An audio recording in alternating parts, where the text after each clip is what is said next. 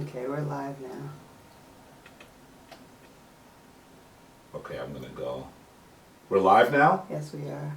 Well, that was Why quick. is there an image of me at the shrine What do you on the mean? live page? Okay, just switched over. I'm looking at it live and it has a picture of me at the Oh, yes, altar. because it was there. Yeah. So you went live, you're Yeah, streaming we're on live. both? Yes, we're streaming now. Wonderful, wonderful, wonderful. Let me say, Ankin Ma'at, welcome to people to Kemetic Ascension. We are so pleased that you are here with us. We know very well that with the way that the world is working right now, it may not have been easy for you to join us. And so we really value the fact that you have joined us. So welcome to Kemetic Ascension for March 15, 2020. We are pleased to have you here. You know that we had a really, really vibrant conversation already in what we call our cipher. And most of it was online today because we have fewer people in house, as can be expected. And as we had our session, our cipher, we talked extensively about the situation that this country, this world now sees itself in during this pandemic. We'll talk more about it later on in our session. Now, I should say to you, if you want to be part of that conversation, it is private. The only way that you can do that is to become an initiated member of the Shrine of Ma'at. So we have lots of folks who are going through initiation right now. We have those members of the Hem Senu that are the bedrock of the Shrine of Ma'at. And we also have the Wenwet, the priest of the Shrine of Ma'at. And they are all open to that conversation. If you'd like to be part of it, only two ways to do it. Come into our space, which is challenging now during our new protocols for social distancing, and also join us as a member of the family of the Shrine of Ma'at. So, with that, you know that when we begin in one way. When we have our formal session, we begin with the opening of the way. So please stand and let us do this incredible ceremony together. And I think Abu Kepra has been tagged a bunch of times. I'm not going to ask who wants to do it because he's going to end up being tagged again. Please stand, and you are going to stand with your left hand and right hand up. Your left hand is going to be a bit further forward than the right hand. Your left foot is going to be stepping forward. This is the position of adoration. You are going to see our Kemetic ancestors use this position, and you'll see it on temple walls for the thousands of years that they were at their height. And so this position is the one that allows us to give and receive divine energy. Please, if you're watching at home, this is not a situation for you to just look at us. Join us as we do the opening of the way. So we're going to begin by taking in a breath and then chanting the sacred word of life, Ankh. Please take your breath.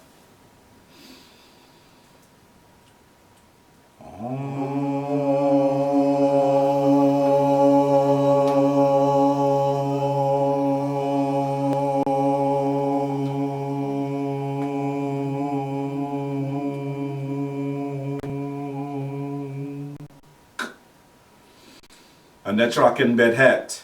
Anetrakin bedhet. Nukin bedhet. Nukin bedhet. Anetrakapi. Anetrakapi. Nukapi. Nukapi. Twawinter. Twawinter. Turn to your right, 90 degrees. Anetrak serket. Anetrak serket. Nuk serket. Nuk serket. Anetrak kebsenuf. Anetrak kebsenuf. Nuk kebsenuf. Nuk kebsenuf. Twawinter. Twawinter. Turn to the right. Anetrak ast. Anetrak ast. Nuk ast. Nuk ast. Anetrak amset. Anetrak amset. Nuk amset. Nuk amset. Twawinter. Twawinter. Anetrak neat. Anetrak neat. Nuk neat. Nuk neat. Anetrak dwamutef. Anetrak dwamutef. Nuk dwamutef. Nuk dwamutef. Twawinter. Twawinter. Return to the front. Anetrak nuk. Newt. Anetrok Newt. Nuke, Newt. Nuke Newt. Anetrok Geb. Anetrok Gab. Nuke Geb. Nuke Gab. Twawinter. Twawinter. Stay front. Anetrok Shoe. Anetrok Shoe. Shoe. Make your right turn. Shoe. Shoe. Make your right turn. Shoe. Make your right turn. Shoe. And then finally return to front. Nuke Shoe. Nuke Shoe. Anetrok Tefnut. Anetrok Tefnut. Now you're going to turn to the left. Tefnut. Tefnut. Tefnut. Tefnut. Nuke Tefnut. Twawinter. Twawinter. Anetrok Paut Interu. Anetrok Paut Enteru. Nuke Paut Interu. Nuke Paut Enteru. Anetrok and Boo Interu. Anetrok and Boo Enteru. Nuke and Boo Interu. Nuke and Boo Enteru. Twawinter. Twawinter. Take your breath and chant the everlasting word for life.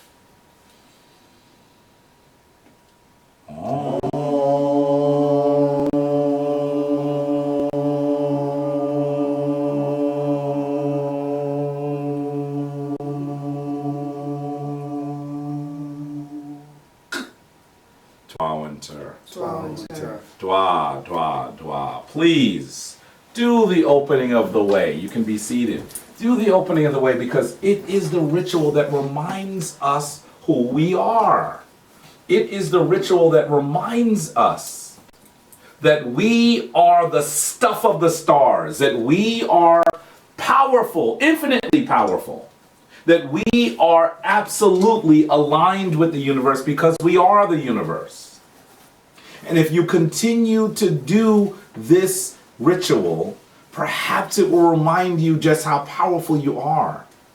So the challenges that you may confront are things that you will be able to absolutely surmount, are things that will not prevent you from doing the work that you are divinely ordained to do. I must say that the opening of the way is of critical importance. So please, don't just do it when you're on with us at Kemetic Ascension. We believe that you should do the opening of the way whenever you are doing anything important.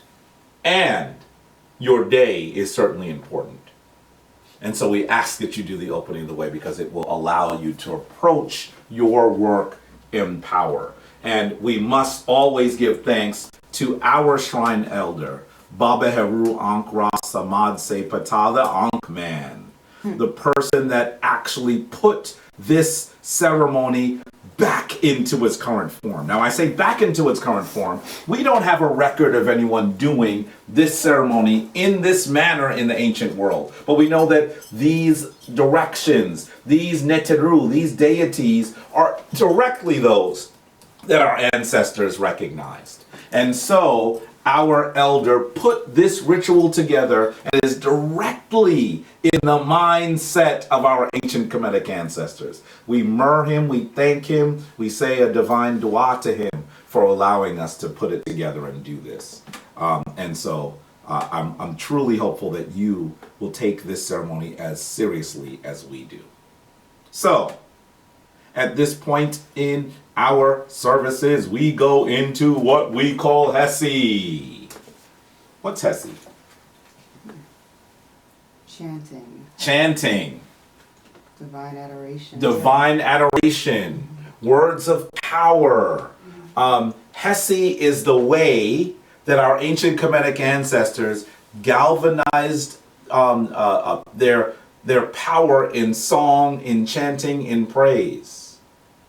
And you know that we love to do things in praise. You can go to any church in the area and you're going to see a magnificent presentation of what we today would call gospel music. Well, understand that while we might not have used the word gospel, I know we didn't thousands of years before the Christian tradition became so prevalent, we were already using song, using chanting, using words of praise to empower us. And so I must say to you, remember that Hesi is powerful. Remember that we are able to do those things in power because our African ancestors did Hesse.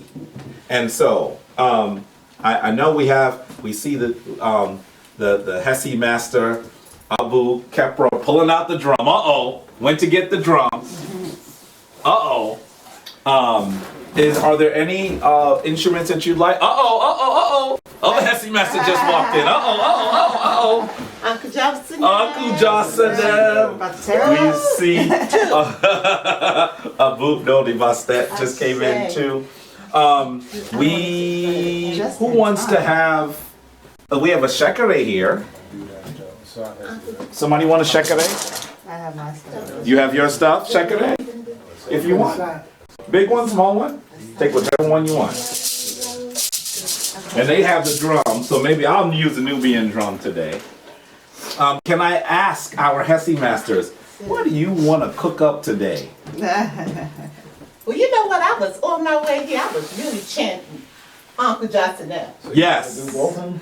Yes. Because we do a little Hesse and then Uncle Johnson. Sure. I'm Uncle good. Johnson. Now let me ask, why would you do Uncle Johnson today? With all of the hysteria, Yes. I want to say hysteria regarding our health, our wholeness, our fitness, our life. Yeah. It is really necessary because it's not me per se, because I know that I'm covered all the time. I know that my thoughts represent health and wholeness. I know that only what you can take in is going to be exhibit outwardly. I'm paying attention, I'm taking my herbs, I'm listening. However, I understand the power of thought. Yes. And words. Yes. And song. Yes. And chant. Yes. So that's really why I thought about that. But Abu Kepra and I had also spoke Do both of them. too about the Asar chant Yes. too. So you want to talk a little bit about that? Because you know me, I'm gonna Nah, go. today I'm just gonna move with spirit. You gonna move with spirit? We always move with spirit. I'm feeling up about it today. Good, So, good, me you know, too. the Uncle Johnson and the Sar And Hesse. Asar And let's bring the energy. too. Moving forth and out into the atmosphere, the cyber land. Okay, it's I'm making light of it because everything I call forth that which I want to come into manifestation. That's right. I'm not going to allow the powers that be, because we know that that's the weakest power. When we come from within and come out in the spirit of our ancestors who walk with us all the time. All the time. Whether we recognize them or not. But when you recognize them, That's right. oh my Now goodness. you can be in congruence with them. That's right. So I want to call upon the energy of Sekhmet. Sekhmet to come forth. Vital healing. Vital healings we need. And then Baset, who is the peace that comes. The nurturing, peaceful. Those two are powerful, particularly because if you think about one will deal with healing, the other one will deal with this psychological space that we're in. And so that's powerful that we call those forward. Now listen, now you know that the priests already have some stuff they cooked up. They're already talking about this. You need to take this into your life. You're going to need to do your Hesse every day, maybe several times a day in the situation that we're in. Don't just think that you just have to wait for us to do it. Okay? Hesse is yours and ours. Right? We have some folks that we are so blessed, so mirthful, that they have come forward in the shrine and brought this forward in excellence. But you could do your Hesse too. Well, I'm not as good as they are. Well, you probably aren't, but still. Keep working on it and you'll get there, right? We have to make sure that we are at the place where we are using our divine energies to heal us as well. So you want to do the Uncle Johnson, and then I'll move like that, and then I'll go into your Sar Hesse. Because I'm feeling, so I'll just move right after with the Uncle Johnson. Okay. So, You want to go start with Uncle Johnson? Yeah, how do you do it? Iyawu? Yeah, your Uncle Johnson, and then I'll move into the Iyawu with the Sar Hesse.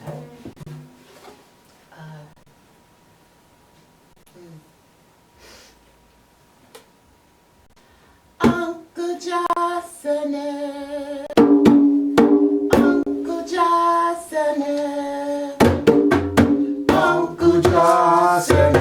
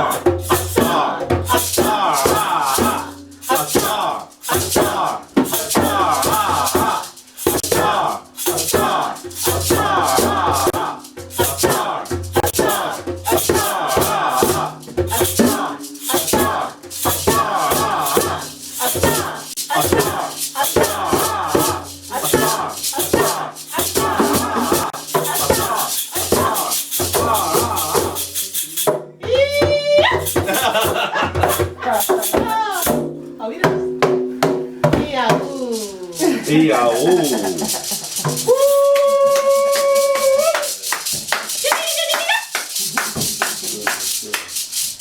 I think we needed a little Hesse, right? Yeah. In all of the madness and all of the tension and all of the concern over resources and all the concern over the health and welfare of our family and ourselves, in a place where things are so unsure, where you don't know what the next day's gonna look like.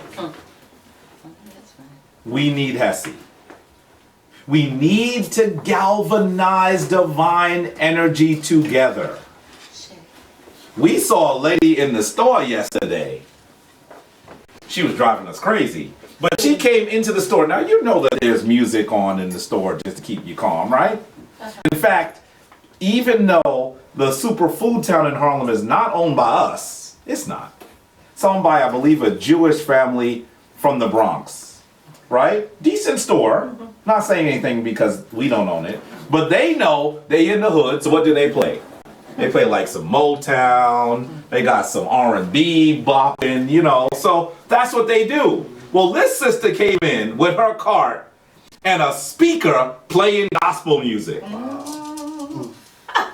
And so everybody kind of looked at her like, you gonna just play that over Stevie? I mean, look, you got Stevie Wonder playing and you gonna just play it? Anyway, while it was a little frustrating for all of us who were bopping to, you know, R&B and to some real classic R&B, I understood what was happening for her.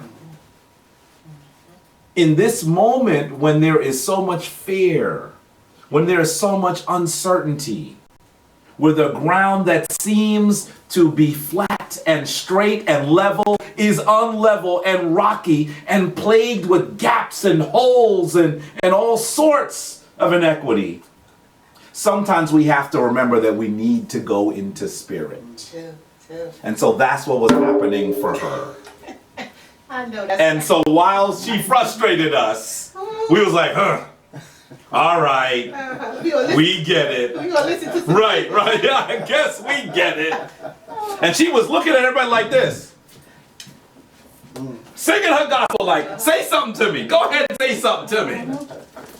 And so that's just how it is in the hood, right? Now listen, there is that reflexive response that people of African descent have towards leaning on spirit. That is a wonderful thing. We have done this for likely tens of thousands of years, if not longer. This is who he is. This is how we do. And so I'm going to say to you, you might not be Christian. Please don't forget that you have to lean on spirit. Sometimes people who are practitioners of African traditions, who have heretofore probably done this on their own, what do? They get scared and they're running back to the traditions that they knew they ran away from because of the way that those traditions have treated people of African descent, because we know that those concepts were stolen from people of African descent, because we know that those institutions are not controlled, run, or put into the world by people of African descent. But then when we get scared, we run back to what we know. I know that that's what many of us do. But you have to remember that galvanizing spirit through song, through chanting, is what Africans did before we have a record of a European on a planet. So you could get back into your Hesse. Get into your Hesse. Do you see that they decided that some Hesse spoke to our place right now? That's what our Hesse masters did. That's what you should do. And just because you may not be able to do exactly what they do, that doesn't mean that you should not pull some of this into your heart. Sing what works for you. Keep it simple. It doesn't have to be complex. But make sure that that's what you do. Because when we are in a period like we are in right now, it can be quite scary and quite frightening. I know that I am in a situation right now where I have already said, if you are someone that has been part of Kemetic Ascension and partaken in it, you know that I am really concerned about my father and also my mother, who has a really heavy load because of my father's illness, and he's really, really ill. 2 nights ago, he had a very, very difficult night where he had an uncontrollable cough for the entire night. He did not sleep at all. And so that also not only affects him, but my mother. And then as he's coughing, we've already gone to the oncologist to get something for his cough. We're already trying to use all the herbal remedies and all of the traditional remedies for the cough. But sometimes when it comes, it comes. I've seen the scans. I believe he probably has about maybe 25% of his lung capacity is working. Wow. And so this is hard. And it's scary for me because I know that while I am stronger and younger, I'm going out there trying to get it, trying to go to work, and I still have to be with my dad. Am I bringing something to him that might harm him? You know that we are in a situation where fear, where uncertainty, where we might actually feel uncomfortable based on where we're standing. Don't forget to lean on Ma'at. Get into spirit. Get into Hesi. You need it, we need it. You need it, we need it. You want to do something? You know what? I just don't want to be quiet. I want to answer everything you're saying because I do come from a place where I know that the word, the sound, and I just want to say.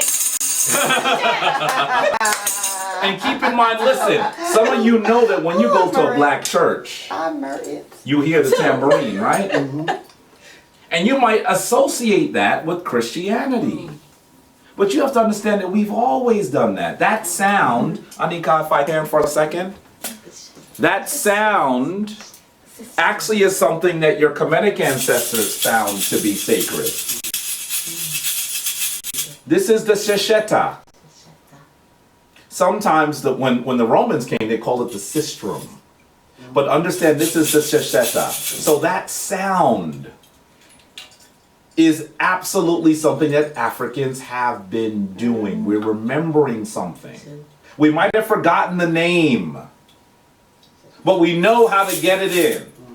I remember I was raised in a Roman Catholic church, and very early on, the only people I saw of the cloth were people who were European in my community, which was not.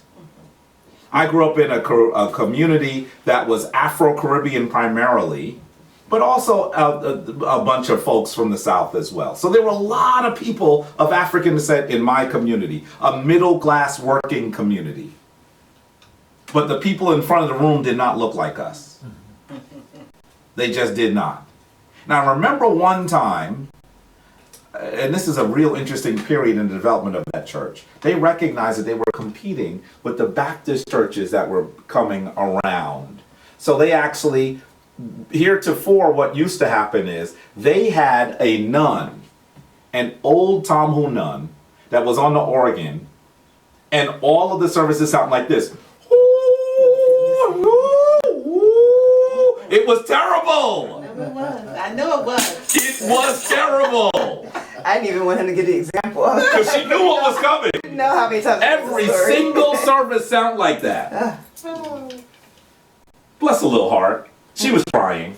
She didn't have the ability to go into divine song the way that we did. So I remember that when that was happening, what did that church decide to do? Because they're competing with the Baptists now, and some of those folks are leaving because we recognize what was happening in those churches. So that Irish priest asked for several priests from the Caribbean and from the continent of Africa, I believe there was one from Ethiopia and another from Kenya, to come forward for a really large revival.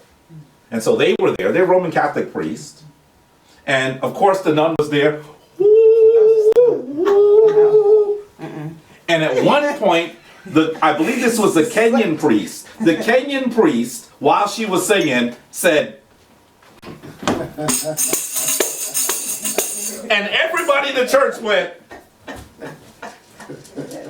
and he said, I gotta have some tambourine. And he started banging it so much that the nun realized that she had actually been, and she meant well, she had actually been overridden, and so she stopped. And then the church started singing. From there, that same church developed 3 different gospel choirs. Wow. Why? Because they recognized that in order to keep African booties in the seats, they needed to sound different.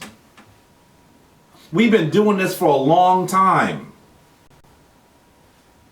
So now that you are in a challenging period, please don't think that that's Christian. Because the Christian church that was there sounded very different than when black folks came in there to be in control. That's not because they were different Christians. It's because they were black. They were Africans. And there's a certain sound aesthetic that we are familiar with. We've been doing this for a long time.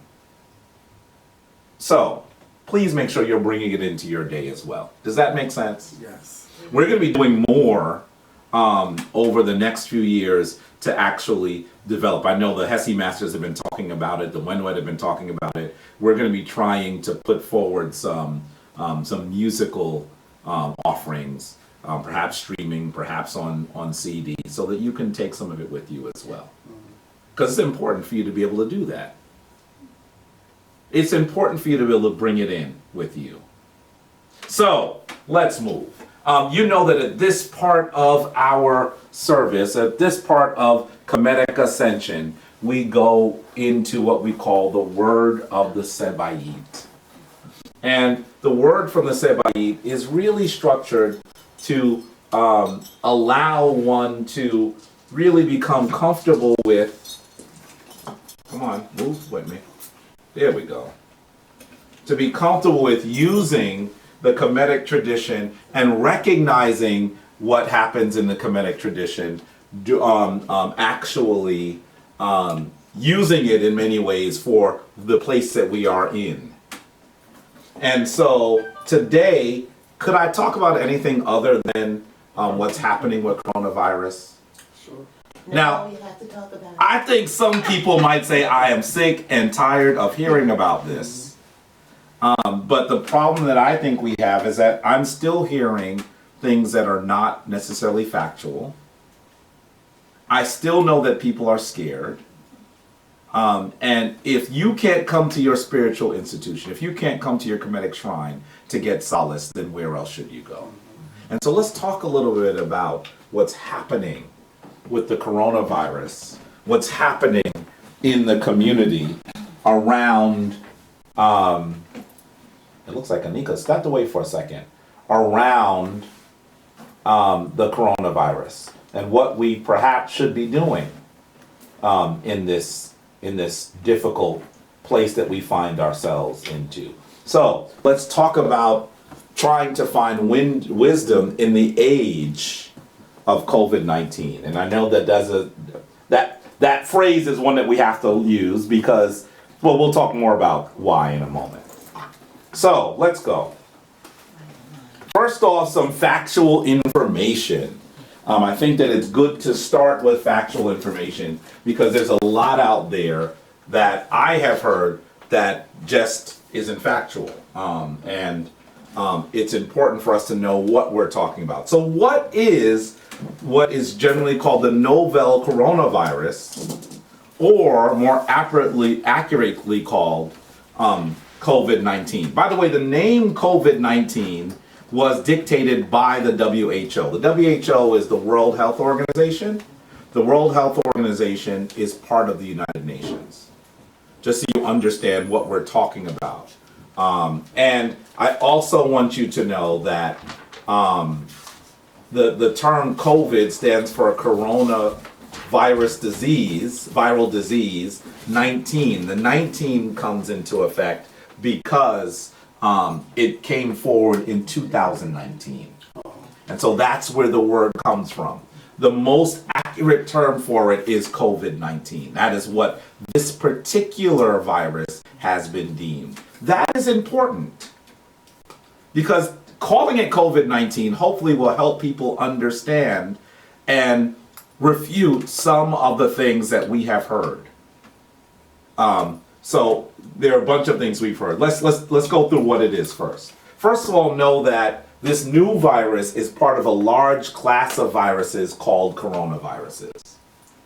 And the reason why they're called coronaviruses is because they have these crown-like spikes on their surface. This is a production of what it must look like. And so this will give you a sense of... Corona is Latin. Yes, corona is Latin for crown. That's where it comes from. Can I just say something? Please. Because it looks like flowers. Yeah, it does. And I'm thinking about Sekhmet, the red coming through to burn. So It causes burning. It causes fever. But in this sense, I don't necessarily think that it is one of those things that it is a sacred thing. No, I'm just saying for me. But this is what you think of, right? Oh yeah. She's flipping the script on the coronavirus. That's right. But understand that this is what it's believed to look like. Okay? The group includes about 7. Coronaviruses include about 7 that affect humans. Now you know that animals actually also get illnesses. If you've owned a dog or had a cat, you know that sometimes they're sneezy and sometimes they're struggling. Sometimes they may be a little lethargic. I know that my cat was when I had a cat. My dog used to be when I had a dog. They get sick too, right? They don't necessarily get sick with the same stuff that you do, but there are certain illnesses that can pass between other members of the animal kingdom and humans. There are some that can. You may remember that there was the swine flu and there was the avian bird flu. These are things that jumped from one animal to another, human beings. And so there are some illnesses that can jump. Unfortunately, we recognize that the illnesses that are in other animals sometimes mutate. And as they mutate, they may mutate into something that can affect humans. This particular virus is relatively new. And so that's one of the reasons why we're struggling to deal with it. Is relatively new. Coronavirus actually is what causes the common cold. Yeah, but it's a class of viruses. So I'm saying this particular virus is relatively new to humans. In fact, I'd probably say it's probably relatively new altogether. Because there are coronaviruses that affected other animals, right? And coronaviruses that affect us. This one seems to have jumped. So that this is relatively new as far as we know. Okay. And I want to say, folks, sometimes when we hear that there's a new virus, we assume that that means it's man-made. You have to understand that life is always changing. Life is always moving. And that doesn't just include humans and animals, it includes bacteria, it includes viruses. These things move and change. So please don't assume that just because it's new, that means that someone made it. Now, am I discounting the idea that humans can create viruses or bacteria? No, I'm not discounting that. But I am saying just because it's new, that doesn't mean we should assume that it's man-made. By the way, it is really curious to me that we might think that something like this is absolutely man-made, because we have to also remember that this is one of those things that affects everyone. It is extremely virulent.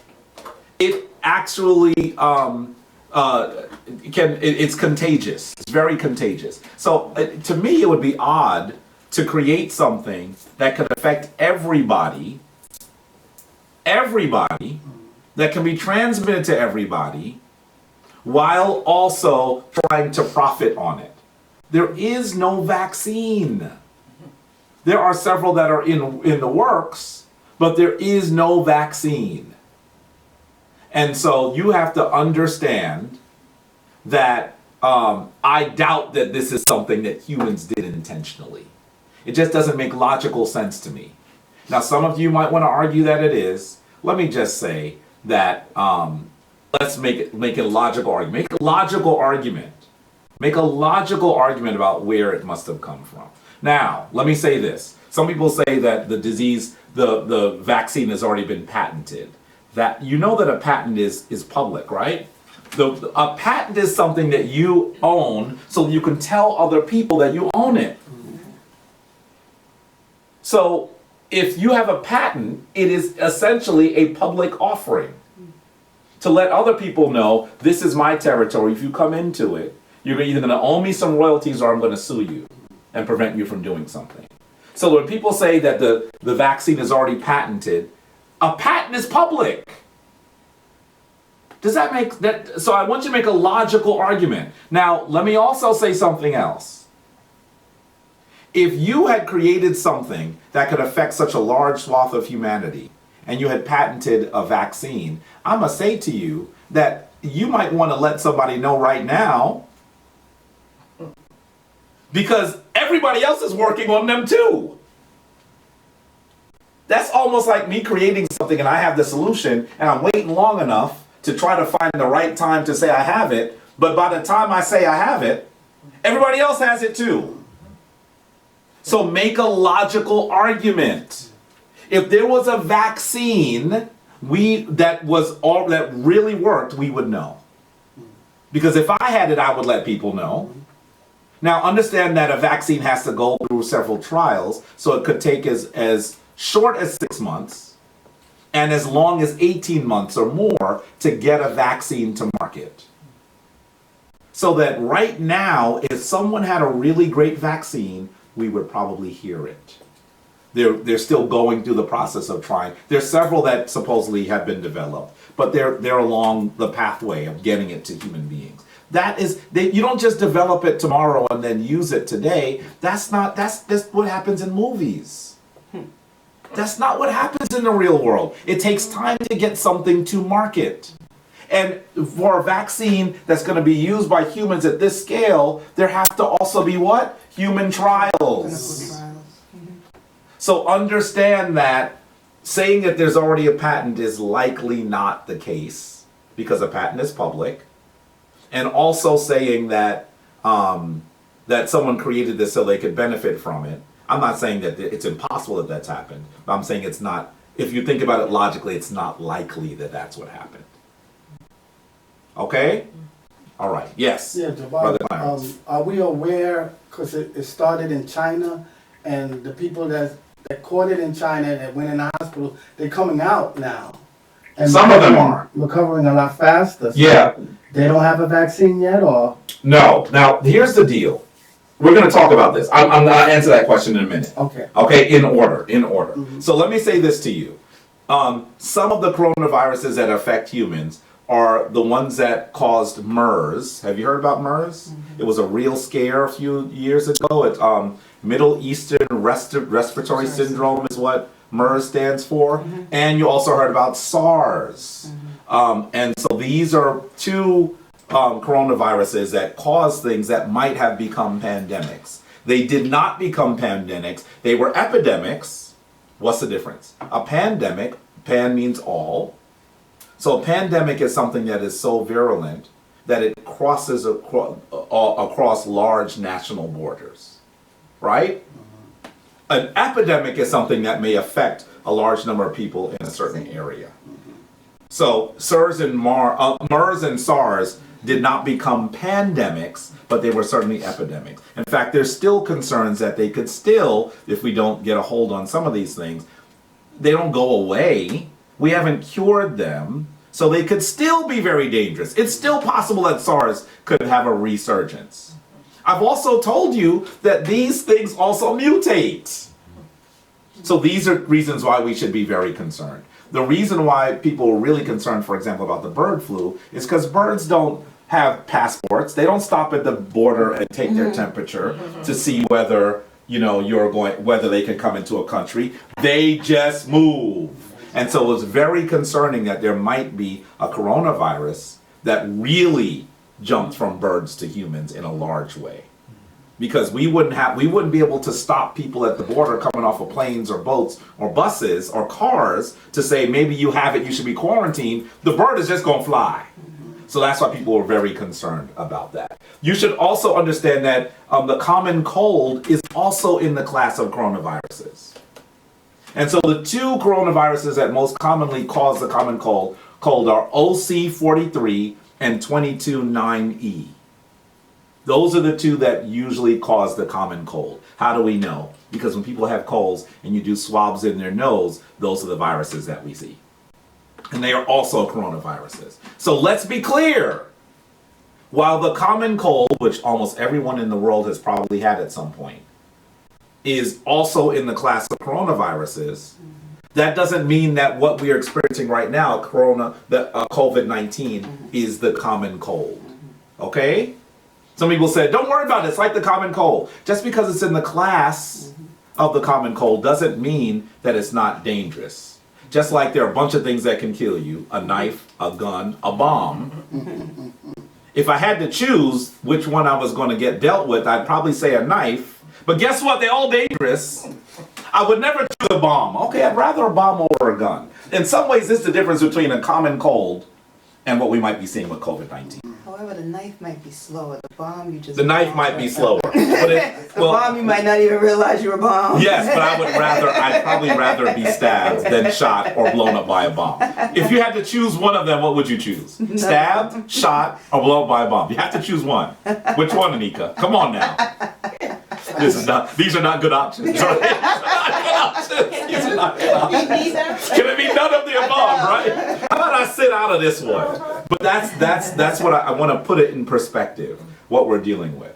By the way, it's believed that COVID-19 might have had its origin in the wet markets of China's Hubei province, which is where Wuhan is. Okay, not Wu-Tang, Wuhan. Oh, goodness. Please understand. I heard someone say Wu-Tang. I said, no, brother, Wuhan. Oh, goodness. He said, I had never heard of the Wuhan. I said, no, it's not a group. I was like, oh boy, I guess I got to stand on the train a little bit longer to explain this to somebody. People were laughing and he was getting upset. I said, let's not laugh. Let's instruct each other. Right? Anyway. Let's laugh first and then instruct each other. Well, yeah, right. Yeah, right. But it wasn't time to laugh because he was becoming offended. Right? He was getting hurt. The first recorded case was in November of last year. Hence the term COVID-19. Not because there are 19 of them, but because it was found in 2019. That was where the first recorded case was. And Wuhan is known to have a very large wet market. What's a wet market? A wet market is a butcher shop where you have all kinds of different animals, many of them wild, and you just are killing them all, and their blood runs, the animals are held together. So all of that means that this is a place where infections can go wild. And it's a good place, a bad place, good, bad place for infections or viruses or bacteria to jump across animal boundaries. Because they're all being held together, they're all butchered together, and this place, these wet markets, you'll just find, you're walking in the street, the blood is just running in the street. Not blood from one animal, blood from several animals. Bats, cats, rats. Bats, cats, rats are all around there, so they get infected. By the way, if you want to look at a good movie, now listen, if you're already scared, please don't say, Jabari, why'd you tell me to look at this? But the reason why I'm suggesting to look at it is because this movie tries to look at a realistic scientific perspective on dealing with a global respiratory pandemic. The movie Contagion. How am I going to forget the name right then when I was about to say it? Contagion is a really good movie. It's concerning, but it goes through everything. It uses the terminology. It uses the terminology. I remember now that I'm listening to scientists speak, they were talking about, for example, the R naught. I said, wow, that's a real term. I heard that in Contagion. What's the R naught? R naught, which is R-0, naught is 0, is the way that we measure how long it takes a virus to replicate. And so the phrase that scientists use, that infectious disease scientists use, is R naught.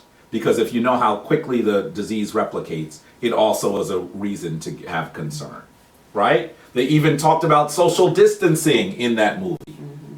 In fact, there's a father who loses his stepson and his wife, and he's trying to fight to keep his teenage daughter away from her boyfriend.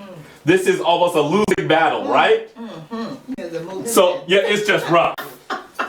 One time the boy's knocking on the door, he's like, that's nice, thank you, I'm glad you're here. I have flowers, that's wonderful, can I leave them? No, take them with you, we can see them, thank you. I mean, it's just, listen, very interesting movie. You should look at it. If you want something that's maybe less scary and you want a quick rundown of what pandemics are, there's also a Netflix series called Explained.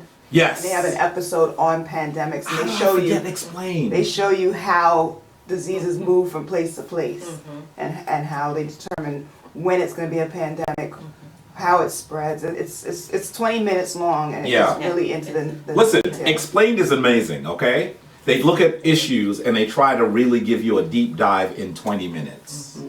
So it's one of those things where you got to watch it several times sometimes, but it's highly it has lots of graphics, great music, announcers or voiceover artists that you know. So it's a really good series on Netflix. I have a feeling that a bunch of us are going to be watching a lot more Netflix over the next few and you months. got on, and you know the first two that came up were Outbreak. Yes. Yes. That's exactly what's happening. It wasn't Contagion. It was Right. I don't think Contagion's on Netflix no, right but it was I want to say contamination or something. now. But there were two. There were the first two that came up. That's right, because everybody's watching it right Everybody's now. watching it. So Outbreak was really good as well. it was. I saw Now, it. Outbreak deals more with something that's similar to Ebola, although it was more virulent and more deadly than Ebola. But these are interesting movies to watch, right? Because it gives you a sense of what some of the people who are dealing with it are dealing with. I like Contagion because you also see a father with his daughter and his, how do people deal? Some people make difficult decisions. Some of the people who are in control make some difficult, maybe poor decisions, but you understand why they made the decision. It's like they're human too. What do they do? And so this is a real, listen, please don't, I hope it doesn't make you crazy. By the way, in both movies, they have a vaccine that works. Let me just tell you that right off the bat, so maybe you won't be so it'll be a scared. happy. Yes, so there's a good ending, but no, it's not like, now the world's over, the end, roll credits, you know what I mean? Don't watch The Walking Dead. No, The Walking Dead is not, no. It never ends. No. They just It doesn't. get worse. But can I tell a joke right Yes, now? please, we need some People are jokes. talking about Trump, and they're saying the next thing people are saying, you know what? Hurry up and build that wall. You know what I'm saying? It's a virus going. Yes. Hurry up. Somebody said, stupid, a wall doesn't stop a microbe.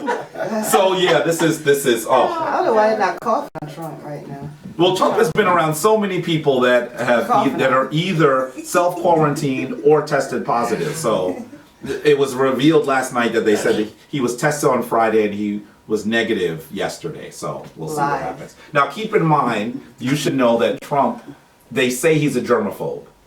Now I have seen him shake hands for longer than people should shake. Yeah. I've seen him grab and pull you in when you're shaking. So I don't know what kind of germaphobe that is. But just know that it's not unusual that people that we're familiar with will get this. We'll talk more about that in a second. So this particular strain, this particular coronavirus is dangerous for lots of reasons. One, it's new.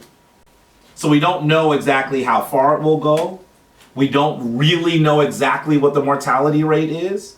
We don't have a vaccine. We're not sure exactly where it came. We don't know. There's so many things that we don't know. And so not knowing that can be a concern. So for one of the things that people are doing before they let you across national boundaries is they're testing they're looking to see if you have a fever. Well, you should know that most people won't have symptoms from anywhere between 2 days and 14 days. So while testing someone's temperature might be helpful, it certainly doesn't mean that this person whose temperature is normal, it does not mean they're not a carrier. They're just asymptomatic. They're just asymptomatic. Can they still pass during being asymptomatic? Yes. So there's a lot we don't know. And this is a concern. This is a concern. In addition to that, I just said that. Okay, there we go. 80% of the cases, by the way, seem to be mild. By the way, the person that reported that in the New York Times is trying to walk that back, because when you look at the report that was done, in China, where this has ravaged so many people, understand that the Chinese considered mild if you got pneumonia that you did not need to be hospitalized for. Most people would not consider getting pneumonia mild. But keep in mind, they were dealing with people who had pneumonia and weren't hospitalized, had pneumonia and were hospitalized and just died. So their scale was very different. If we had seen that full range just in the community where you knew people who had that range, maybe you would consider pneumonia at home to be mild as well. But understand that when we say mild, we're not talking about, oh, I have a little bit of the sniffles. Okay, let me keep moving. It tends to be more, it's like a really bad flu for people who have it that are mild. Now, how many of you have had the flu before? That was horrible. I've had the flu a few times. In fact, one time I got the flu in the summer. And my wife made me think maybe I had the Ebola virus. She was like, this is something wrong with you. You sick, what's going on? You got chills, maybe you're gonna die. She didn't say that. But she really made me feel scared. I went to the doctor, by the way, and I'm sitting there feeling terrible going to the doctor. Trying not to sneeze or cough or anything, because it was a crowded waiting room. And then all of a sudden, just when you don't want to sneeze or cough, that's exactly when there's a cough that says, hey, I'm coming out. I mean, you don't have any control. And I had this really uncontrollable cough there. And I emptied the waiting room. This is on 125th Street.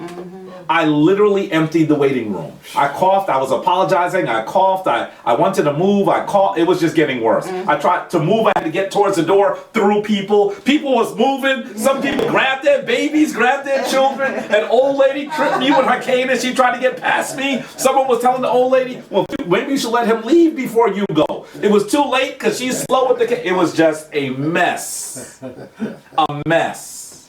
Thankfully the doctor just said, this is the flu. I said, but it's June, it's July or whatever. She said, who told you that you can only get the flu during the winter? There are periods where more people get the flu, but that doesn't mean it's not around all the time. There are over 200 strains.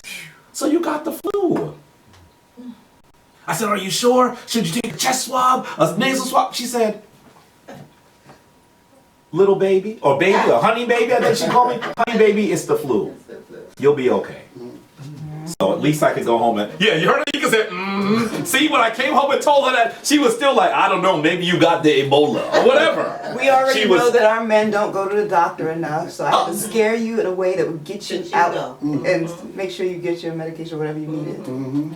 She sure did scare me. Now she's trying to say that her scaring was with some sort of it was loving. Love. It didn't feel like love. Mirth. It did not feel like love. Now understand that this particular virus, while it's bad, it can only travel about 6 feet. Do you know the measles can travel 100 feet? Wow. Really scary. But it does live on surfaces. We're not exactly sure how long COVID-19 lives on surfaces, but we do know that it does live on surfaces. So the major concern for this is not as much breathing it, although that you can get it that way. It's more touching it and then rubbing your eye or your nose. Do you know how many times people rub their face a day? On average, it's believed that people may touch their face over 4,500 times. And in fact, it's believed that I think in a minute, some of us touch our face more than, I think, 20 times a minute.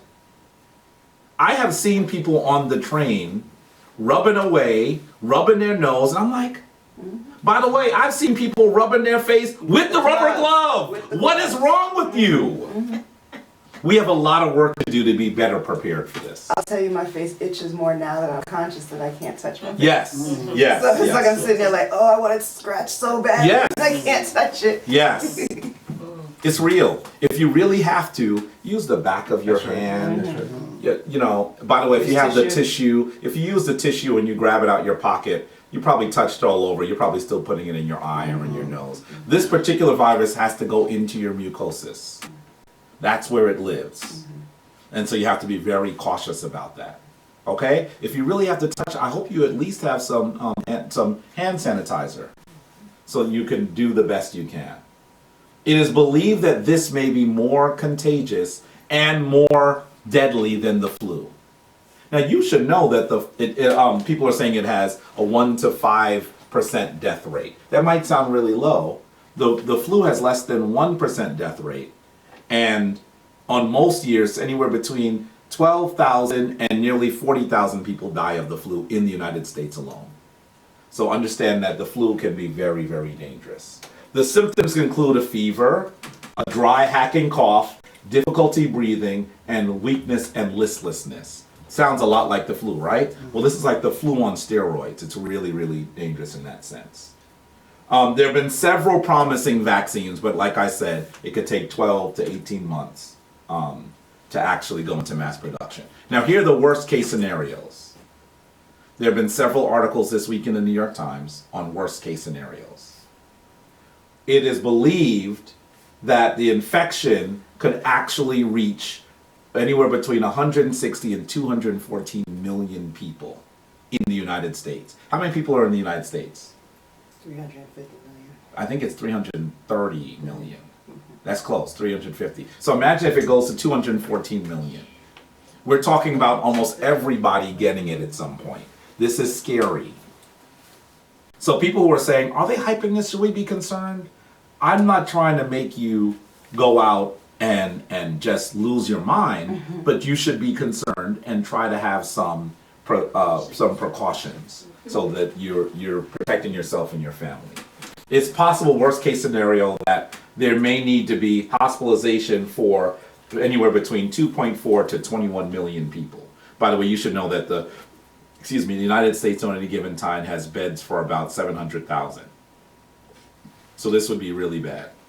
And it would be triaged in the schoolyards. Now, I'm going to tell you that when you go to the emergency room now, you see people in beds in the hallway. I've been to the emergency room many times recently because of my father. You know, there was one time we were in a room and the person said, I'm sorry, this is a room to do procedures. You have to wait outside. And so he had to sleep in the hallway in a bed. And I sat in a chair with him for hours. It was really difficult and I was really angry and upset. By the way, when the staff tried to be nice to me after that, I was not nice. I was not nice. I didn't say anything that was really bad, but they knew that I was upset. You know, how you doing? What do you mean, how am I doing? I'm standing with my father at 4 o'clock in the morning in a hallway where you keep slamming the door and laughing with your, do you really want to ask me that? I'm sorry, sir. I'm sorry. It was really bad. And that's it. That's on a regular Friday night in Long Island. In Long Island. Not a place that is heavily, densely populated. What would happen in our major cities if this many people needed to be hospitalized? Real concern. You know, in China, they built hospitals. But, you know, because this is an authoritarian country, China, they don't need to go through the whole process that many democratic nations have to go through to build something. They built full hospitals and fever units in just a matter of a few days. You could not do that here. And so there's some real concerns. It is believed that without proper proactive solutions, and the United States is bungling them right now, you should know, that the deaths could be anywhere between 200,000 and 1.7 million in the United States alone. Can you even grasp those figures? That is from the New York Times on Friday. Deaths between 200,000 and 1.7 million. Not contractions, deaths. So we should be concerned. And we have to do a lot to protect ourselves right now. This is a really good graph, once again from the New York Times. And, wait, there it is. I don't know why that was like that. This is from February 28th in the article called How Bad Will the Coronavirus Outbreak Get? Here are 6 key factors. I want you to see this graph actually is an estimate because we don't know a lot about the COVID-19. But it shows you on the Y scale is how deadly it is. And on the X scale, you'll see how fast it spreads. So can you see that measles spreads much faster than, for example, the coronavirus? Can you see that? But the coronavirus might be more deadly than measles. And of course, the bird flu it didn't spread very fast, but it was very deadly. You see MERS, you see Ebola, you see SARS, you see smallpox. More on smallpox in a minute. This is a concern. Can you see what the common flu and the 2009 flu are? In terms of deadliness, the seasonally flu as well? How deadly are they? How common are they? How much do they spread? There is the estimate for this new coronavirus. Very interesting graph that explains what we're dealing with right now. Let's dispel some rumors. There are a bunch of them that are really big. Take a look at this foolish Tomahawk conservative named John McAfee, who says he's running for president, by the way. This is his post on Twitter from Friday. It says, "Blacks are not getting coronavirus. Coronavirus cannot attack black people because it's a Chinese virus. History teaches us that Chinese plus black is a no-go. For example, it is well known that a Chinese-black crossing creates inevitably a car thief that cannot drive." Oh, no, that's terrible. And he's running for president. He's running. By the way, this post is still up. Who was the sister that's sitting with him? I have no idea. She does look a little familiar, doesn't she? Yeah. But she might. I looked at her for a while, like, do I know her? But she kind of looked like a lot of sisters. So she might just have one of those faces. She looked like a lot of people. But this is some. I've heard black people say this, that we don't get the coronavirus. By the way, just this morning, Anika tells me that perhaps one of the most popular, most revered politicians in New York has it. He and his wife have it. Who am I talking about? Charles Barron. Charles Barron represents an area of East New York, but you better believe that he is sort of considered the politician for black people in New York State. He's just that person that everyone looks to and goes to. I'm not surprised that he and his wife Inez have coronavirus, because the sort of love and care, I have met him on 3 different occasions. That brother shook my hand, asked my name, hugged me. Listen, that's how he does, right? He cares about his people, so now he's sick. I'm sure that this virus didn't stop him from being Charles Barron. That's why he's sick. We need to make sure that we hesse up and send him divine healing vibrations, because we need him and his wife. They are uncompromising politicians. And so I hope that this virus doesn't have them alter the way that they behave. Because that would be detrimental to our community. Also, keep in mind, the numbers are increasing in Africa. However, a lot of them are foreigners who are coming into the space and spreading it. But it's still single digits in most places except Senegal. Single digits of people who are tested. I want to be really careful about the fact that when someone contracts this disease, we don't just, it's not like automatically we know. There are probably thousands of people in New York State alone, more than what are we up to now? I think it's past 400 or 500. There are probably many, many more people who have contracted this And haven't been tested. and have not been tested, because we know that the Cheeto in charge is botching this. So he has not made testing available. And he's even said he doesn't want the numbers to go up, as if not testing It's going to change it. changes who has it.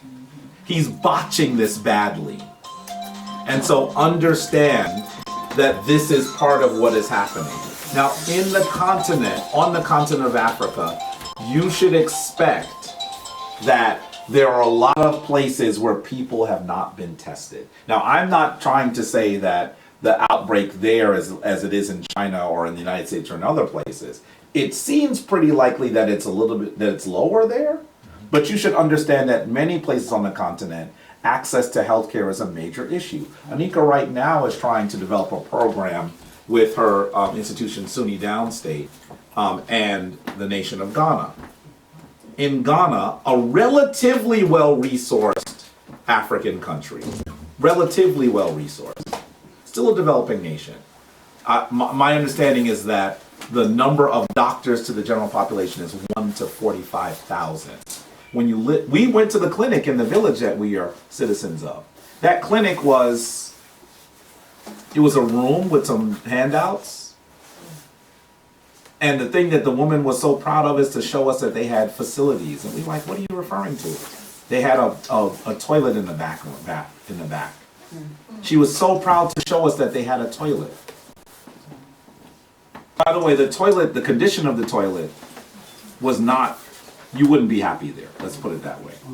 Your regular out of the way restroom stop in a small gas station, you know, you go there and you're like, oh my goodness, why did this happen to me?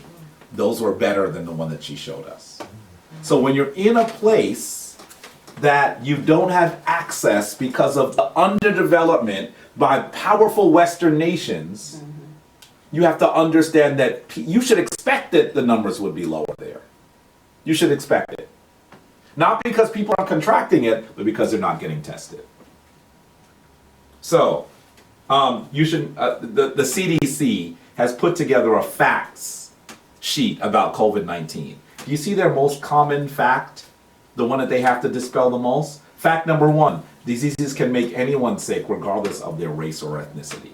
The only reason why they have that there is because the idea that certain people don't get it is really common, and we need to dispel it. How about this one? Every election year has a disease. You've probably seen this one on Facebook. In fact, Anika sent me this, the top one, because one of our friends actually had posted it. First of all, I want you to understand, looking at the world through the lens of the United States is kind of strange. So, I mean, some of these are on here that did not really have a large impact in the United States. So how would it affect an election? By the way, you'll see 4 years between SARS and the avian flu, 2 years between the swine flu, 2 years with MERS, 2 years with Ebola, 2 years with... What is happening here? Why are the years different? Do you know that the United States has elections every year? Are they referring to midterm elections, presidential elections? What? This graph is not helpful, nor is it true. We have to just look at the numbers and you'll know that that's not true. By the way, the name of this virus is COVID-19 because it was found in what year? Why is it listed as 2020 here? None of this makes sense. Yeah. So we have to now get to the point where we think logically about this. Another reason why this doesn't make sense is that none of these have been completely rooted out. Zika is still an issue. Ebola is still an issue. MERS is still an issue. What is it? Just it's there for the year and then after the election it's gone? It's dangerous to look at the world through the eyes of someone who lives in the United States. Because if you tell people in Central Africa that our only concern is the fact that Ebola came out in 2014, why they ought to slap you in your mouth. Because thousands of people are still at risk today in 2020. So, I think someone's trying to deliver a package to us. They didn't come down to where they saw the huge honk. Anyway, I don't think they rang the bell. I thought I heard someone knock, which is, Someone did know. yeah, all strange.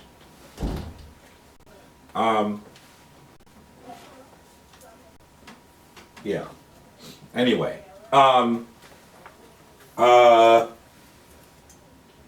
yes, another thing that you'll hear. Oh, and look at this one. Russia created coronavirus to affect elections.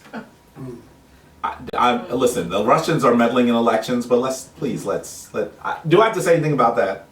Okay, let's move.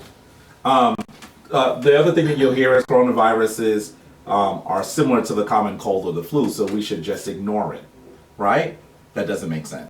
Because as we've explained, it's in a class of viruses that includes the common cold, but that doesn't mean that we should ignore it because it is similar, right? A knife is similar to a gun. They'll both kill you.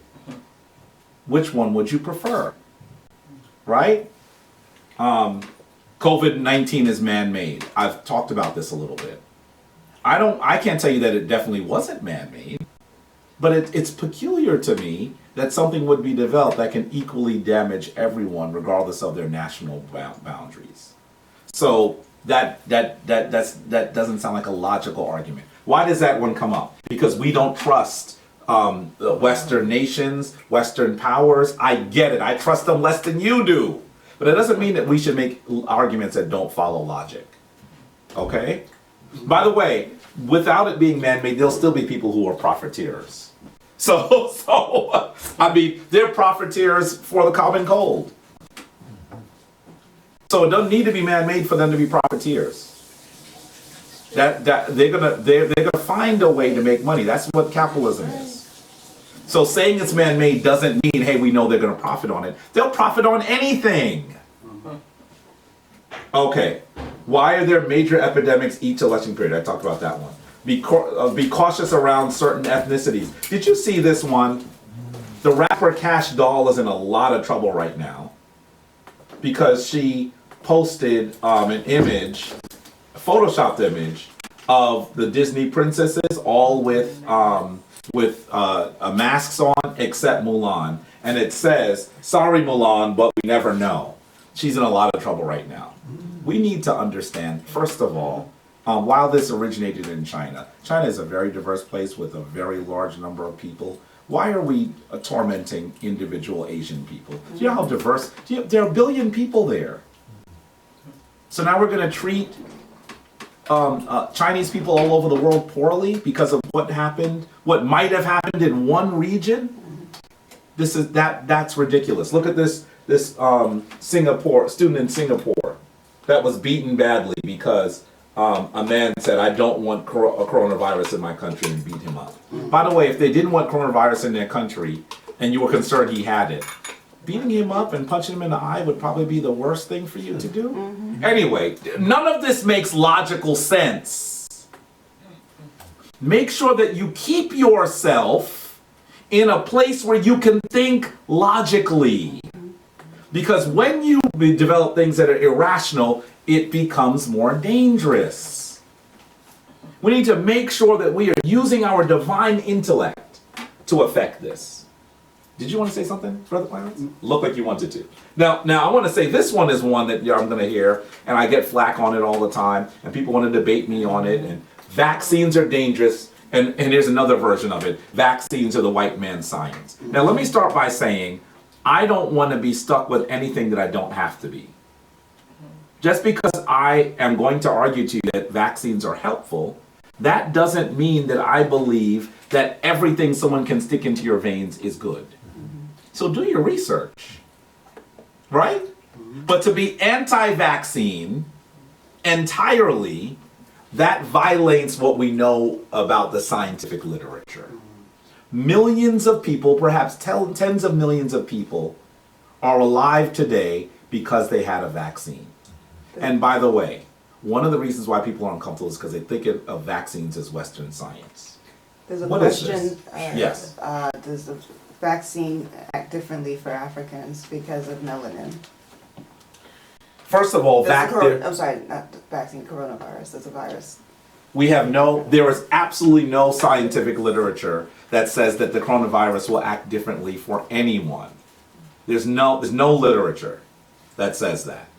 And I don't see why, particularly because of the class of viruses that it is, in fact, I would think that this particular coronavirus is more dangerous to African Americans. Not because of anything physically or biologically, but because we tend to be city people. We tend to live in closer concentrations. We tend to not have access to proper health care. We tend to Extended families. Live very closely with extended families. This makes this more dangerous for us, not less dangerous. By the way, have you looked at smoking rates around the country? They are dropping precipitously, except in poor communities. One of the reasons why the disease might have been more virulent in China is because China is a smoking population. So they already had compromised lung capacity. And in the hood, we see something similar. So we should be very concerned. Very concerned. And I even believe that some of the misnomers and some of the rumors have found a life in our communities because we don't trust people, so that now we might be more susceptible to rumors. And so that's a reason why, instead of just praying and singing today, I figured I would bring this to you because we need to do everything we can to be informed. We just can't put it in the hands of the unter. No, I'm going to talk more about that in a second. So let's look. What is this condition? Before you even answer, does it look painful? Yes. Do you see the African man on the right? This has got to be horrible. Look at the child. Does this look like something that you could imagine a loved one or yourself dealing with? Does anyone know what this condition is? You said it was smallpox? This is smallpox. This is smallpox. Smallpox killed millions of people before a vaccine. Now let's be clear. When I hear that vaccine should be considered the white man's science, let's look at the history for a moment. Okay, you see this Tom Who on the left, this white man on the left. His name is Cotton Mather. Cotton Mather was a Puritan reverend who lived in Boston, Massachusetts, during the early to mid 1700s. He actually was there during a time that Boston was dealing with an extremely virulent, extremely more dangerous smallpox outbreak. And so he was trying to find ways to stem the tide of this thing that had killed tens of thousands of people in Boston alone. It was so bad that, of course, the only people that were sent to deal with the bodies of people who had died of smallpox were enslaved Africans. And of course, Cotton Mather was an enslaver. Sometimes when you hear people talk about him, they talk about him like he was a learned man and he was concerned about his community. Yeah, he was an enslaver. He owned enslaved Africans. So I'm sorry, I'm not going to look at him as he's someone that we should revere. So what did he do as he was one of the people that stemmed the tide of smallpox in Boston? He was talking to one of his enslaved Africans, a man who he named Onesimus. We do not know what Onesimus' name was. We just know the name that Mather gave him. By the way, Onesimus means something like useful. So this enslaved African man who he named useful, he calls thieving and wicked. But what did Onesimus actually do? During the outbreak, he says to Mather, you know what? It's interesting that you guys are struggling with this because we've had a cure for this for a very long time all over West Africa. In fact, have you noticed that the enslaved African that you're sending to deal with all the bodies, very few of them ever get sick? And so now Cotton Mather is curious. This is what he says in his journal. Onesimus had undergone an operation which had given him something of ye smallpox, and would ever preserve him from it.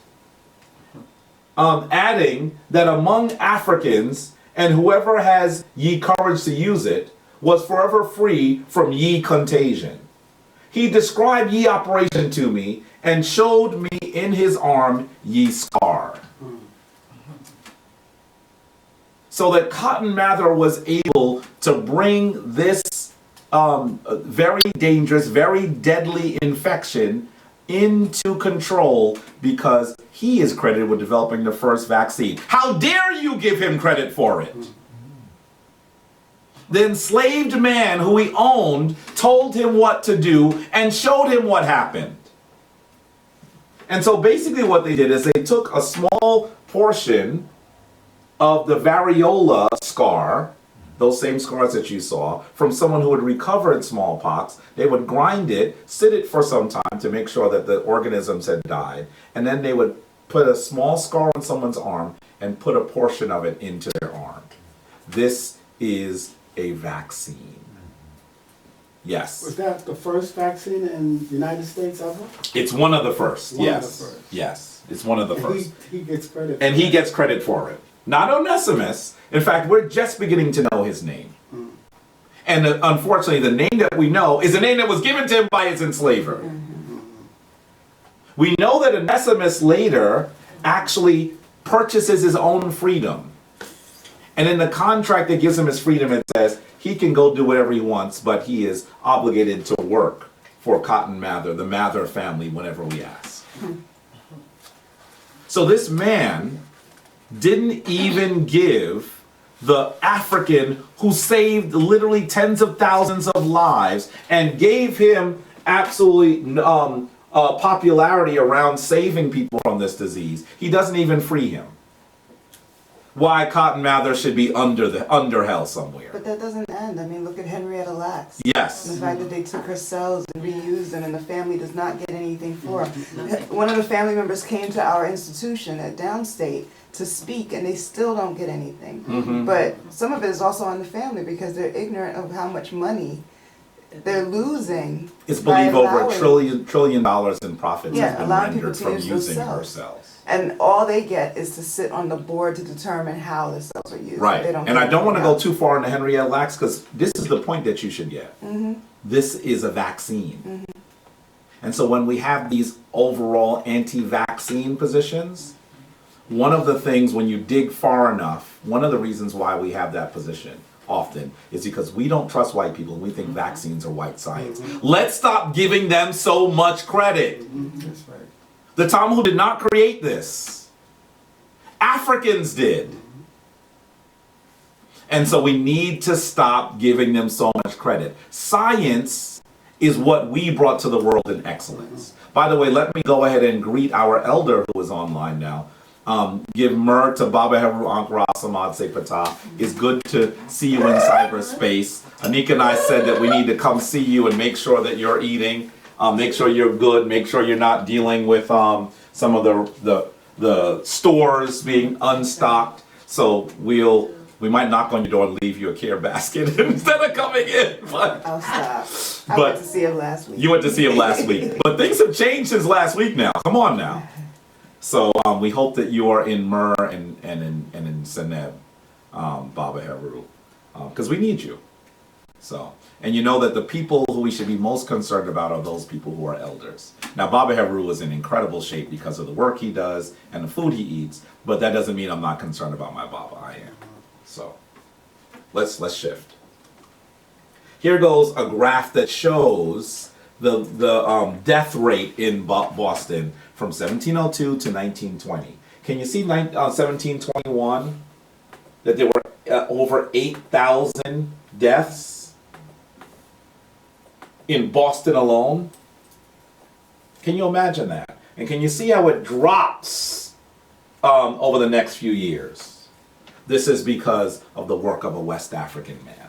And by the time we get to the early 1800s, it's almost eradicated. And smallpox is considered the first disease in the world to be eradicated. Wow. And that is because of the work of Africans.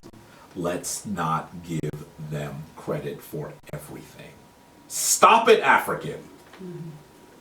Stop giving them credit. You are making them more powerful than they are. How can we contend with global white supremacy if we give them so much power in our own minds?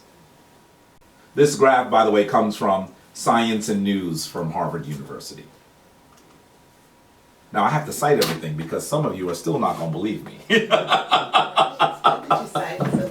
So how can you take care of yourself? These are some of the things that experts are suggesting you do. First of all, avoid large crowds and enclosed spaces. You should know that Anika and I had a bit of a tiff this morning because she wanted to make Kemetic Ascension online only today. The challenge was, and that's not a horrible, it's not a horrible idea. It's just that it was so close to when folks were going to be coming. And so that was a challenge that we had. In some ways, the Shrine of Ma'at is better equipped than most other spiritual institutions that are closed today. Do you know that all Catholic schools in New York State are closed?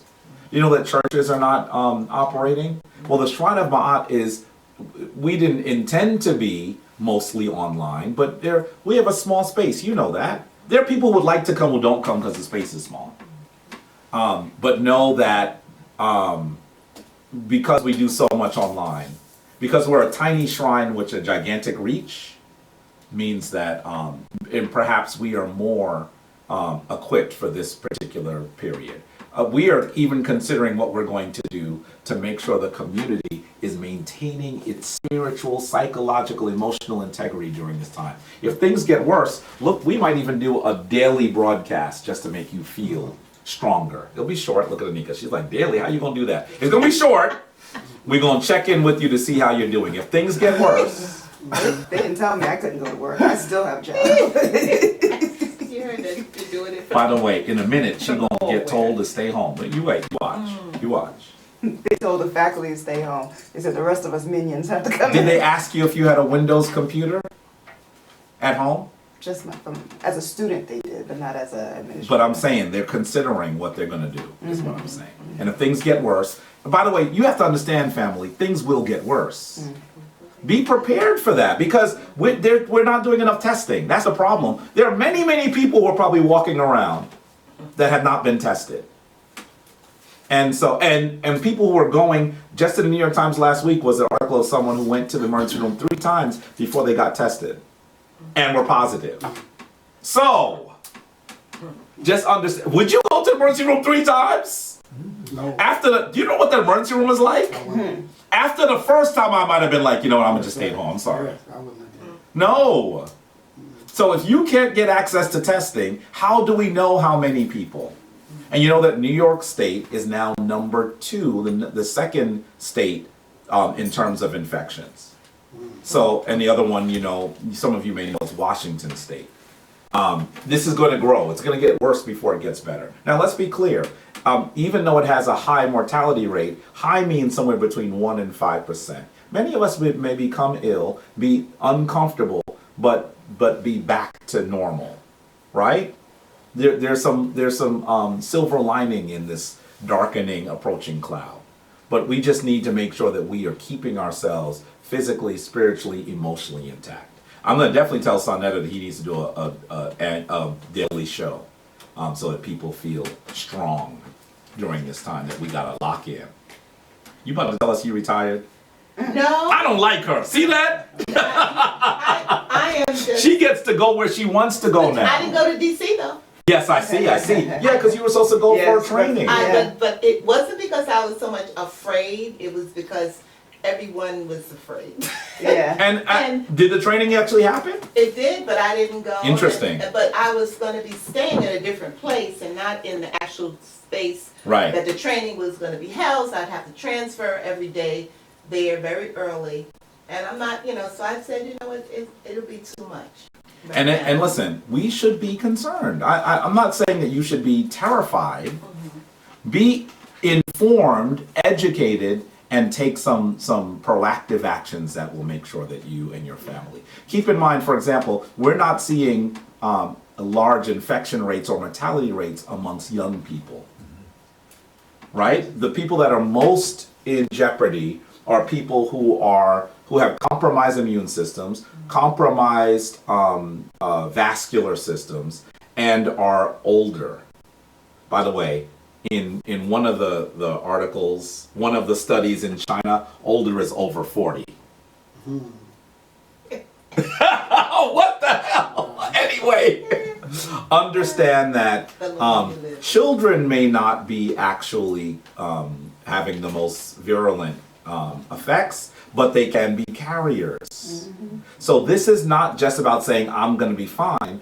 Are you going to bring this to someone who you love? Mm-hmm. That's what you have to also think about. Yes.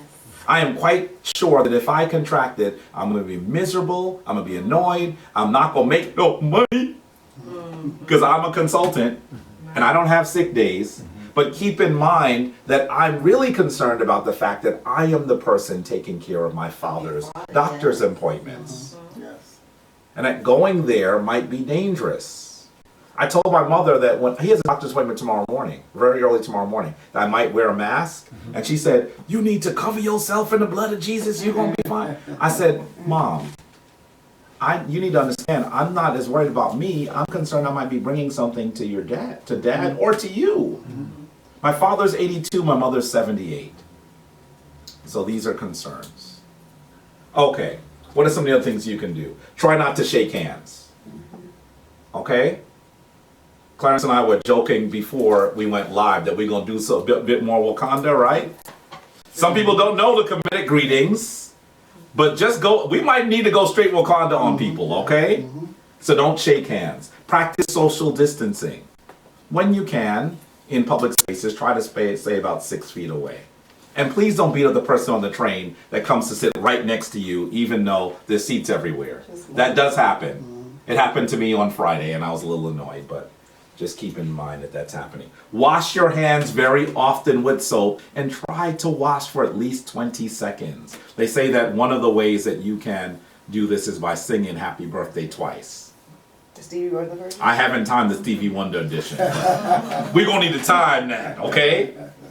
So, use hand sanitizer when washing is not possible. Understand there's another excellent article in the New York Times on Thursday explaining why hand washing is so dangerous to viruses. Essentially, the soap molecule has a head that is attracted to the oily surface of the virus, and its tail is repellent to it. So when the head gets attached, the tail wants to go away, so it literally breaks viruses apart. Very, very interesting article. Good news. You should really be educating yourself here. With some really interesting charts as well that show why it's dangerous. Understand that while hand washing is very effective for viruses, hand sanitizer can be as little as 60% effective. So don't use hand sanitizer instead of washing your hands when you can. But if you can't get to wash your hands immediately, use hand sanitizer.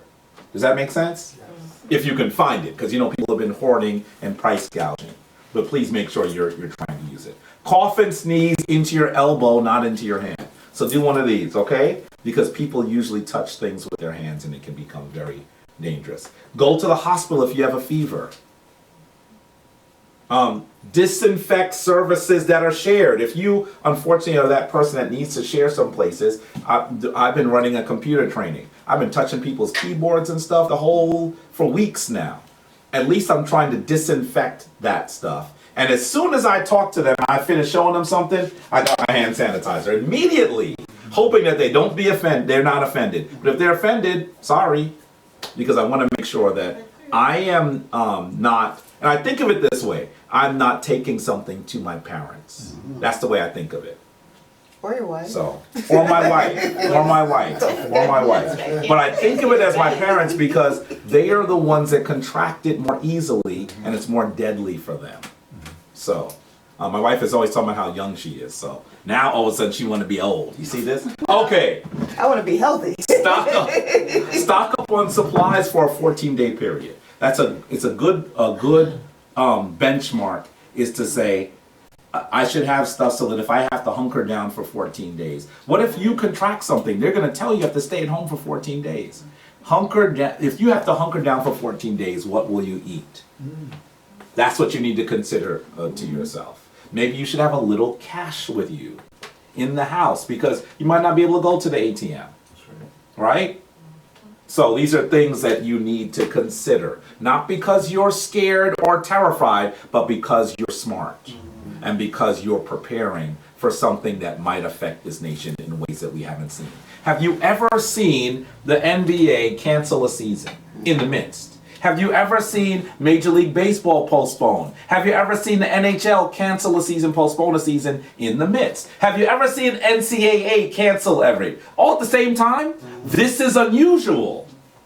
Have you seen them decide that Broadway should not be in session? Have you seen that New York State is saying that if you have a larger restaurant, you have to operate at 50% capacity. If you go into a restaurant now and it's a little larger, you're going to see tape to areas that you can't go into. Why? Because they're trying to make sure that fewer people can congregate there. Something different is happening. Something different is happening. Being a spiritual elevated being doesn't mean that you have to ignore things around you. In fact, it means you can live above it.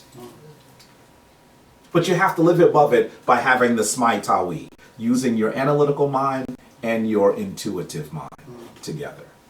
Okay. Be careful of overconfidence that N95 masks and gloves might cause. I have seen people on the train, Anik and I are watching them. They're wearing gloves so they don't touch the pole, and then they hold their phone with their glove. I think that some people might be in jeopardy because they are overconfident that they have protection. By the way, because this primarily lives on surfaces, the masks are not that effective. They're more effective for people who have the condition to, when they're coughing, they keep it in. So please don't go and hoard masks. That's not something that you should consider doing. But it does mean that you should also be aware of not becoming overconfident because you have some level of protection. Just because I'm using hand sanitizer doesn't mean now that I'm gonna touch everything and everyone. Still be cautious. Look out for elders. This is so much more important. Look out for our elders and individuals with compromised immune systems and breathing challenges. Check in on them. That doesn't mean you got to go over there and spend lots of time with them. Give them a phone call. Knock on the door. I'm just making sure. I want to see if you need anything. Are you okay? The social integrity of our communities is at challenge here. I heard someone say that when living in New York City after 9/11 was difficult because something terrible had happened and we didn't understand the world that we were entering. But at the very least, people were able to be together, to talk together, to process things together. The danger of this particular virus is that many people might not be able to do that. Stop being so distracted. What's going on? A brother with an Africa medallion stopped to look, and a sister with mud claw stopped to look. What is the honk about? What's going on?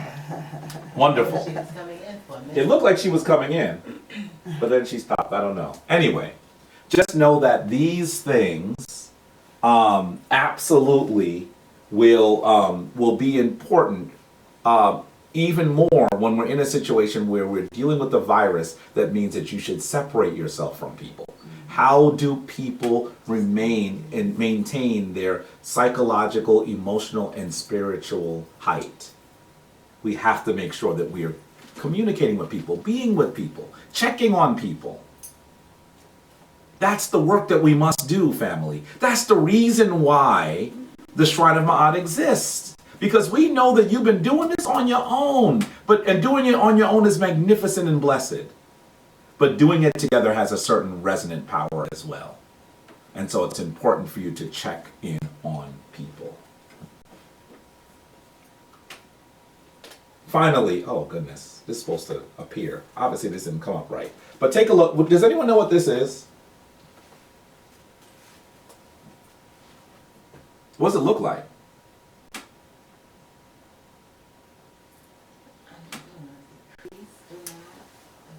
Some type of dance or something? They're sitting. They look like they're skinny. Do you notice their ribs? Yeah, They're sickly. Emaciated. This is a drawing on stone. By the way, I had to search the internet for the drawing, which is amazing because I've seen it with my own eyes many times, and I don't know if I've ever taken a picture of it. It's in the Imhotep Museum. But this is a description of a great famine that occurred during the time of Unas.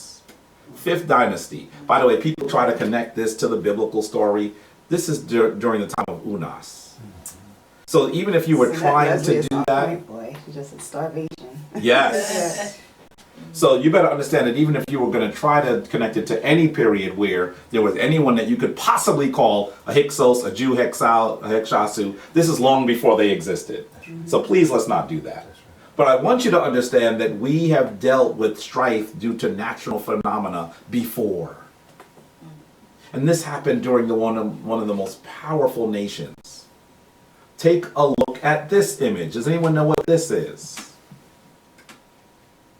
There's a little name on the bottom. That's what was on my mind. But that's it there. That's what I was thinking when you showed that other one. Yes. Okay. This is called the famine stele. It is a large rock that has been carved with a story in Kemetic Nubia. And I want you to just think about what happened during this time. Well, on the stele is described a period where perhaps the king Djoser was dealing with the famine. This is during the Djoser is which dynasty? Third dynasty. Third dynasty. And so during this time, he's dealing with a great famine because the Hapi, the river misnomered the Nile, actually did not overflow properly. So he dispatches his second in command, Imhotep, to go to find the source of the Hapi, to find the nectar that was in charge of its flow. He goes to the south and he makes offerings in the temples that belong to Khnum. Say Khnum with me. Anuket. Say Anuket with me. Anuket. And Satet. Satet. These are the three deities that he made offerings to. And Imhotep says that when he was finally making his final offering in the temple of Khnum, he fell asleep.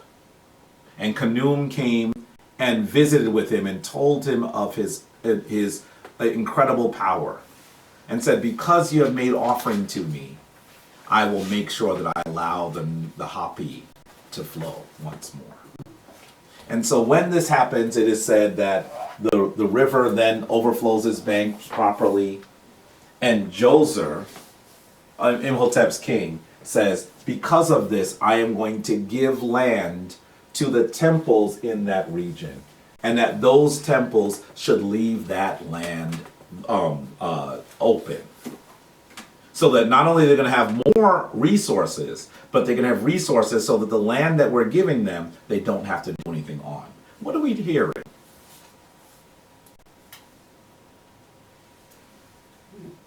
I want us to understand that this speaks to the way your Kemetic ancestors looked at the world. They recognized that as they were dealing with strife and pain and agony and hunger during this famine, they were going to look to the divine first, but also practice things that were scientific. If Djoser says that these lands belong to temples and they don't have to do anything to it, he is creating what we would call today a wetland. So there's both a spiritual approach and a scientific approach. Your Kemetic ancestors connected these together. And so should you as you deal with this time of strife due to natural phenomena. This time of confusion, this time of inequity, this time of unhealth and dis-ease. It is going to be important for you to both remain a spiritual vessel, dwelling and imbued and illuminated by the light of Ra. But also do those things that you know make scientific sense. That is what the Kemetic model is. That both must work together. Please don't think that Hesse will protect you entirely. And please don't think that hand sanitizer is your savior. You must do both, beloved. You must do both. That is what this story tells us. That your Kemetic ancestors were both the world's first scientists and the world's first spirit workers.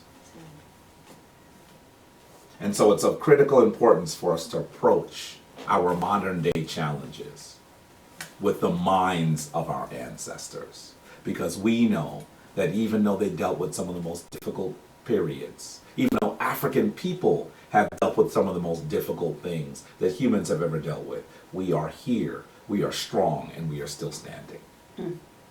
You can do this. We can do this. We need you to be healthy to do the work that our community needs you to do. So stay in the heights, maintain your connection to Seneb, and we will get through this. Anken Ma'at, the divine force in me, grease the divine force in you. Dwa so much. I really hope that I've given you a lot to think about and also a lot for you to work with. And I'm hoping that we will be together again in 2 weeks to be able to talk more about how we are coming through this. We'll make a decision as to whether we'll have a physical meeting. That decision hasn't been made. We're going to make that together with the Wenwet. We're going to make that together as a chief priest. We'll talk about it. We'll decide what we're going to do. But know that whether we are meeting or not, we will be meeting. Does that, we're gonna at least be meeting in cyberspace. If we're not going to close. Does that make sense? Yeah. Because we know that the community needs us. So, Cobb, would you like to come forward for a final affirmation? Look at Ra shining bright. Wonderfully. We have to maintain ourselves and also, you know, keep our spirits up. We have to look around us and see all the wonderful things that are happening because we're spending a lot of time talking about a lot of negativity. I have to say, yesterday I cried a lot because I kept looking at these stories of elderly people who were scared to come out of their homes, didn't have food, didn't know how to get supplies, and were looking for people to help them out. You know, this can cause a lot of unnecessary drama. It can cause, you know, clear awakening that people need to have to recognize that maybe we aren't as prepared as we should be. You know, the fact that we looked in our fridge and said, there's not much stuff in here. And ran out and said, we have to go and stockpile and get the things that we need. We need you to be vigilant, but not, you know, to the point where you're so scared that you're not able to act. You know, realize that once you maintain yourself and you do what's necessary, you'll always be protected. So I just want people to be aware, be ready, but also stay happy. You know, there's a lot of good things still going on in the world. A lot of things that we should focus on. Still keep in touch with your family. My brother actually just called me while I'm operating things, so I'll be calling him right after this session. But keep in touch with your families. Let them know that you remember them and that you are looking out for them. Okay? So everyone please stand. And please stand in the pose of adoration. We're going to do an affirmation today, so please repeat after me. Nukpu nuku. Nukpu nuku. Amiku. Amiku. Kemam. Kemam. Keperu. Keperu. And unter. And unter. Hayu. Hayu. I am that I am. I am that I am. A shining being. A shining being. Dwelling in the light. Dwelling in the light. Of the Most High. Of the Most High. Uncle Jasanab, everyone. Uncle Johnson And and Twawinter. Twinter. So please, you know, if you're able to donate, you're out there in digital cyberspace, if you could do it on Cash App, that would be wonderful to help us continue what we're doing. You can also go to our PayPal account, to the Shrine of Ma'at PayPal. You can do that through our website at www.shrineofma'at.org/events, or our Cash App is just $ Shrine of Ma'at. So whatever you can provide is very helpful to us. It also helps us to stock up here as well within the shrine and make sure that we have all the essentials that we need. We have been burning a lot of sage and trying to keep this place purified. We have our Florida water. So all these things take costs. I'm glad you mentioned Florida water. You might be struggling to find hand sanitizer. You know, Florida water has a lot of alcohol in it. And you could find Florida water. Yeah. Because people are afraid to go to the Botanica. Go get your Florida water and use it to purify. That's what it's used for. So go ahead and get it. Yes. That's one of the ways that you can be sure that you can purify. Definitely. And move from there. But stay safe, everyone, and we will be in touch. Wow. Wow. Okay.